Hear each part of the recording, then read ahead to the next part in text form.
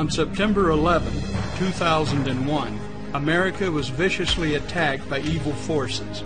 2,974 people lost their lives that day. Placing 9/11 on the calendar is another date that will live forever in infamy. Americans were shocked, devastated, and outraged by the deaths of those innocent individuals. Yet on that same day, approximately 2,500 additional Americans died of cardiovascular disease. The next day, another 2,500 people died. And again on Thursday, and Friday, and Saturday, and the entire following week. In fact, a total of 75,000 Americans died during the month of September from cardiovascular disease. More than 25 times as many people died of cardiovascular disease that September than were killed by terrorists. Cardiovascular disease is the #1 cause of death in America.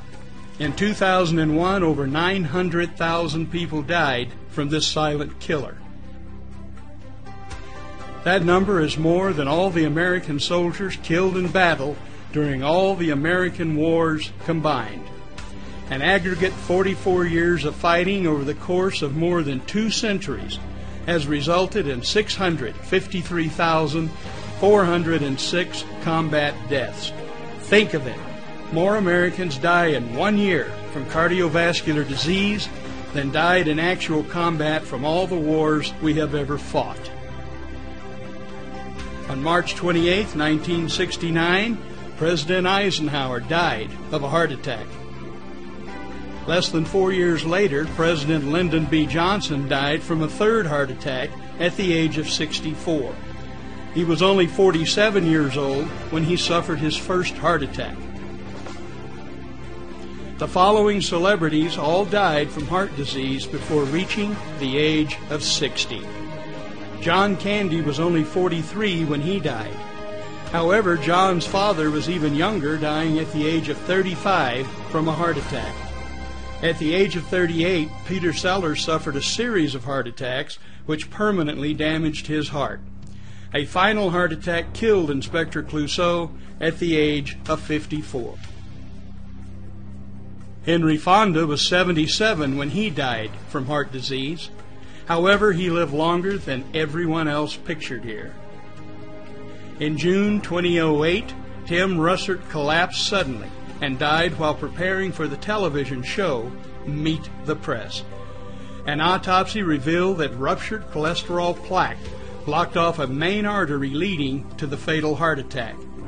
It's frightening to think that even though Tim Russert had access to the finest medical care in America and had recently passed a stress EKG evaluation, and also was under the supervision of a cardiologist taking medication for cholesterol and blood pressure, he died at the age of 58 from his first and final heart attack. That same month, George Carlin died from heart failure. We just showed photos of 28 famous people who died of heart disease, 27 men and 1 woman. However, the last thing we want to do is add to the myth that heart disease affects mostly men. Heart disease is the #1 cause of death for both men and women. In fact, more women die of heart disease in the United States each year than men. In addition, studies show that women are much more anxious about developing breast cancer than cardiovascular disease. There seems to be more news and awareness regarding breast cancer than there is heart disease among women. Yet 12 times as many women will die from cardiovascular disease than breast cancer.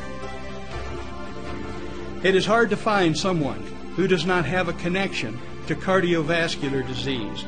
Who do you know that could be next? Which of your loved ones or friends needs an answer to this silent killer before it is too late? Part 2 presents an answer so powerful as to be a direct threat to the status quo of the multi-billion-dollar pharmaceutical industry.